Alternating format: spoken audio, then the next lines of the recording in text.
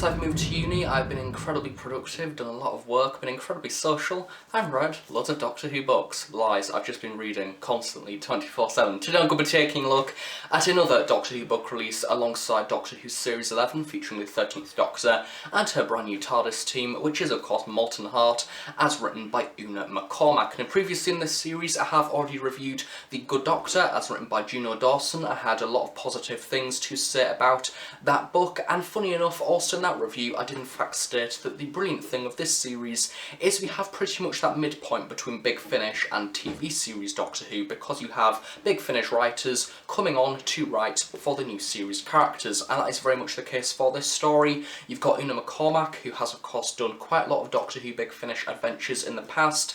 More notably, she's done Bernie Summerfield, so has very much a good experience with handling pretty much female equivalents to the Doctor already, because Bernie Summerfield is basically that.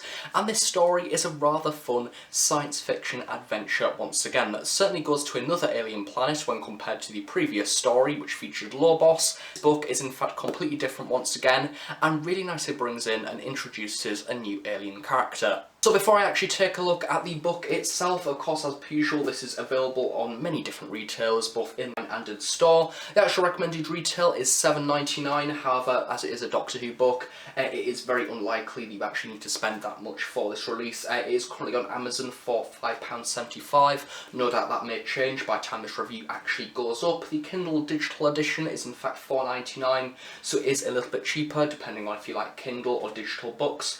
And then also if you want to start your free trial of Audible, this is in fact priced at £0 because you can get this audiobook completely for free. I do believe that also within about a month or so's time there will in fact be the actual reading of the book itself released in physical CD that I think will be around £15 or £20, something like that. So yeah, maybe you are a fan of digital audiobooks. If so, definitely wait for that release that will be coming out in due course. So yeah, this book itself once again is following exactly the same format to the Good Doctor book, along with the other books released alongside the TV series. Very nice, good and hardback, which is what I love about these books. Very nice to carry, very good to travel with. And also the cover art itself has once again been done by Lee Binding. We have a lovely image of the 13th Doctor there, along with Tosin Cole as Ryan, and once again we are very much getting a good vibe of what the actual book is about. We have lots of rocks and minerals and gems floating around sort of the side of this book and also onto the back as well, so I do very much love the colour scheme. And also I do believe if you are interested, the actual description of this book will be on the websites as well, such as Penguin, so you can read a little bit more about this book and kind of the different characters within the story, because we have some very interesting aliens that are in fact completely made of living rock, which is rather fun and very, very different, and certainly something that we've not seen throughout Doctor Who Series 11 so far. So something that I am going to do throughout this review, and something that I also did in the Good Doctor review, is I am going to talk about the actual narrative of this book. So if you're somebody that doesn't necessarily like spoilers or any knowledge about the actual book that you are about to read, then do not watch this review simply. I can kind of give a small spoiler-free review right now and just say that it's fun, enjoyable, very science fiction, and does a very good idea of world building, and that is basically that spoiler-free review done. This review I am kind of going to talk about the characters that you meet throughout the actual story, not necessarily going to absolutely every single aspect of the plot, because I may as well just read the book to you. Instead for this review I'm in fact going to list some of my key moments of the actual story, and the parts for me that are certainly the selling points that stand out, have different characters, introduce different aspects to the actual story. So I guess in this review I'm kind of going to go over my edited highlights, but still leave quite a lot of the narrative to a mystery. Starting off with the actual characters themselves, of course we have the 13th Doctor and her TARDIS team. I'm not really going to go into them all individually, however I think that it must be said the 13th Doctor is really nicely novelised this time round. I'm not really getting that inconsistency that you sometimes get with the earlier sort of Doctor books that we get throughout the new series, such as say the 12th Doctor ones, that are very different from what we actually see on screen. The same applied for the 11th Doctor as well. There is lots of inconsistency between different writers and the different portrayals of that Doctor. I think the key thing with the 13th Doctor herself, especially throughout Series 11, is simply that her personality is an inconsistent one. She doesn't particularly know who she is or what she's doing, and I think that all the writers are throwing different components into each individual story and basically seeing what sticks, what does the audience like, what is the general reaction. If it's negative, take that character trait out of the character and then never refer to it again. That is basically what Series 11 has been so far, basically a mission of trial and error, and no doubt throughout Series 12 we'll see a more defined version of the 13th Doctor, and if we don't, that is kind of where the problems start to set in and you kind of start to think this character is actually quite inconsistent, they don't know what they're doing with their personality, and in this story we see a version of the 13th Doctor that is very much more down that Professor style route. It's something that we've seen in a few stories throughout Doctor Who Series 11 so far. In this story we certainly see the 13th Doctor have a fascination for the different planets that she visits and the different sort of pieces of technology that she comes across,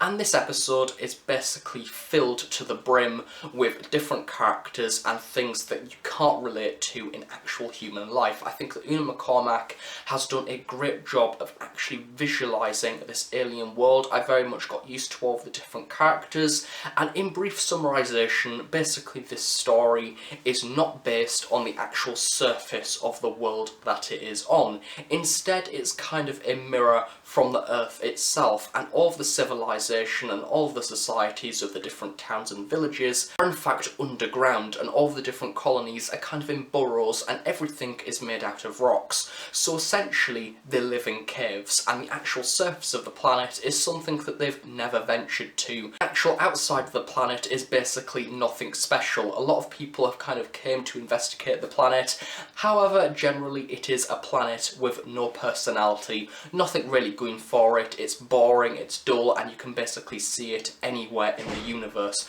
You can go into the countryside in England and simply see what the surface of this planet looks like. Grassy terrains and hills and nothing, with no animals and not even really any trees.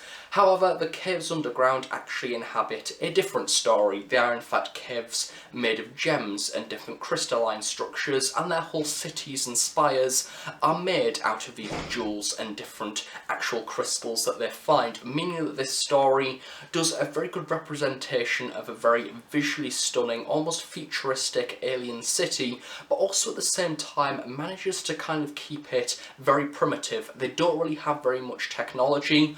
All of the stuff that they use is made of rocks, and we kind of see what happens when another race comes along and actually intercepts this technology. They want to use it for mining, however they also bring around some of their technology at the same time and essentially start to mine into this civilization, and we see the backfire of that and pretty much another planet's version of global warming. This time round the mining of the planet is in fact going to fill up the actual civilization and the cities that they've got underground with water, meaning that everybody is basically going to drown and die, and that includes all of the rock people from the different jewels that they are made of and everything like that. There's basically different sections in society that are made of emerald, quartz, all named after different rocks and different kind of jewels and things, which I think is a really nice touch throughout this story. Imagine that if this was actually a visual episode, it would be really visually pleasing and interesting, and no doubt will probably need as well quite a high budget, which is something that is nice to see the books do. It's good to see the books actually do something that the TV show can't,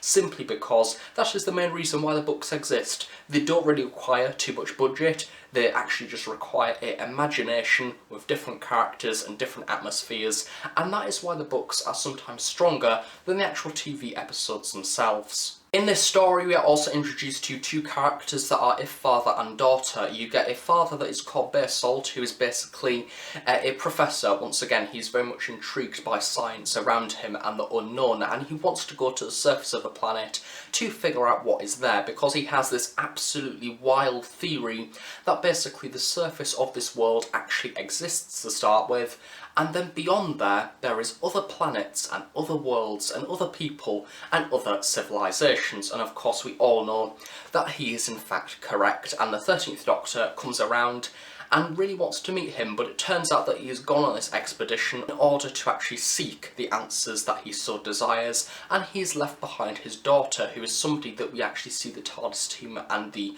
Doctor actually interact with throughout the whole episode, and you figure out that Ash, who is the daughter's name, is once again made of rock, and they in fact go on this adventure to find the professor figure, or the father figure in this story, reunite them, and actually figure out what is going on in this planet, why are cracks appearing in the sky, and basically solve the big problem of everybody is going to die if these cracks actually don't stop appearing, because they are going to flood and everybody is basically going to drown, and the Doctor needs to solve that situation. So it is pretty much, as I say, global warming done on another planet, but simply because of the environment that they are in, it is very different and very unusual. And I think that Ash is a great character. I really enjoyed her throughout this story. I think that Una McCormack has spent a lot of time actually padding out her character, making her feel very sort of vulnerable, but also at the same time rather intelligent. I think that Ryan has a great relationship with her character as well, because for the majority of the bulk of this book, Yaz and Graham actually get split off from the 13th Doctor and Ryan, basically go off with Ash in order to find the father,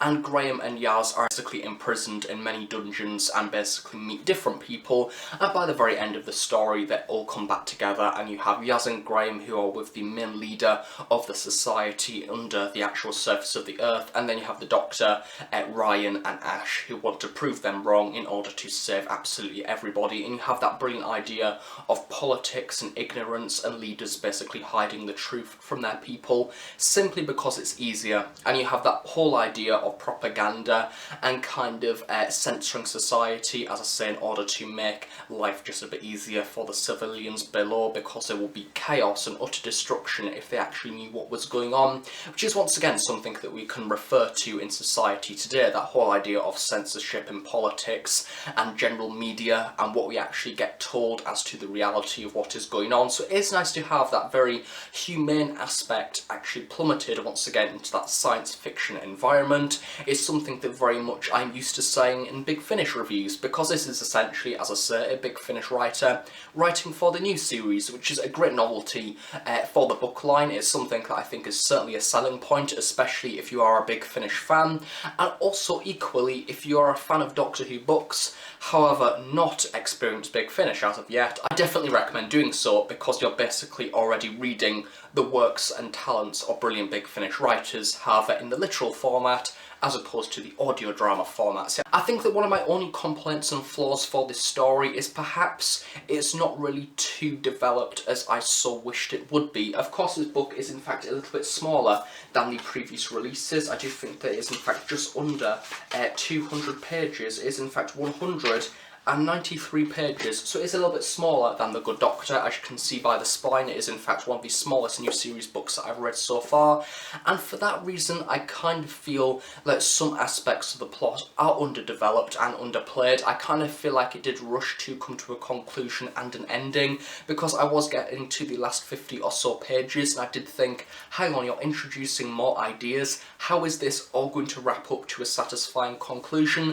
And I do think that the conclusion is satisfying. You get to meet a person from the mining corporation. I think that's not necessarily a spoiler, but that is something that does happen in the later half. However, you don't really get to know them too much. But at the same time, especially when comparing to The Good Doctor, I think that that story was incredibly atmospheric, took a lot of time to pad out its characters, which is something that this story did do, but something that The Good Doctor did that this story necessarily doesn't, is develop that narrative. You had many ideas that all came together at the very end, and got together very, very neatly. In this episode, I kind of feel like it was given a very, not necessarily scientific conclusion, but one of which that was thought out by the people that were the most intelligent in the room, and then that just concluded the episode, and that was it. Father figure finally gets to see the surface of the planet, which is a very nice way to end this book.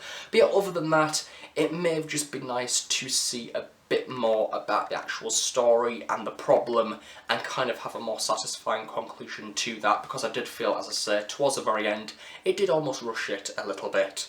That is really it for my review of the Doctor Who BBC book for Series 11, which is Molten, written by Una McCormack. If you have any questions about this book or the other books in this series, then please do leave them in the description below, and I will try to reply to them at some point in the near future. As to chronology of where this kind of appears in Doctor Who Series 11, I would like to think around the midway point of this series. It's not necessarily as early on as with The Good Doctor. I kind of feel that was some of the earlier adventures. In this story, you did very much have references to Yaz wanting to prove herself to the Doctor, especially after the different adventures that they have been on. She wants to kind of step into the Doctor's shoes. So I do get the impression that this is certainly in either the midway point or the later half of this series. And once again, a similar situation to the Juno Dawson book, where I want to see both Juno Dawson and Una McCormack actually write for the TV show itself, because it is clear that they have very good and strong ideas, and it will be great to actually see those portrayed visually. But I am aware